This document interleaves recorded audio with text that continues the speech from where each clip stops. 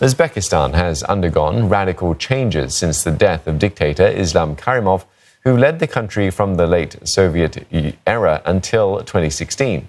The government is now courting foreign investors, hoping to prove that Uzbekistan is a safe place to do business. But as Julia Chapman reports from the capital, Tashkent, it's a long road from dictatorship to democracy. Over the last 3 years, Uzbekistan has changed its tune. For decades, this was an isolated, authoritarian country. But the death of dictator Islam Karimov set the former Soviet republic on a new path. His successor has overseen a period of swift reform, redirecting the economy from state-led to market-driven. It's a message the government is keen to get across, so it started allowing in journalists to deliver the new sales pitch.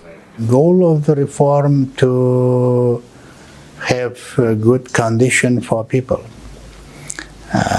to create condition when people will be free, people will be easily access, for example, financing. They, with the hope, will have better condition in healthcare system, and in general, they will be more safe. To achieve its ambitious goals, the Uzbek government needs foreign capital.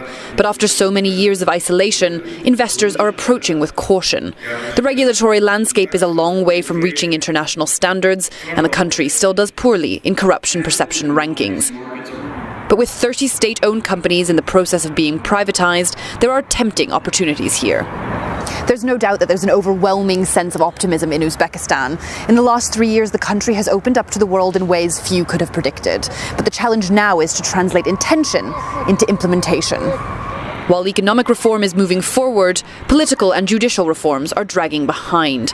Much of the country's government is still made up of the old guard. Analysts say civil society is in its infancy, leaving rule of law undermined and local media intimidated.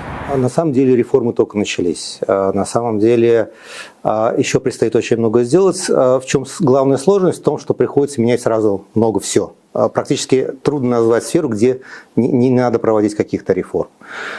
И, естественно, не хватает людей, которые способны эти реформы осуществлять.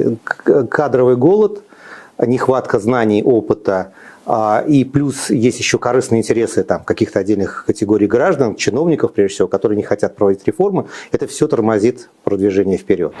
Uzbekistan is about to hold its first parliamentary elections of the new era. It's hoped that the process will breathe new life into the rubber-stamped legislature. The country has never held a vote deemed to be democratic. The December 22nd elections will be the first major test of Uzbekistan's commitment to change. Julia Chapman, CNA, Tashkent.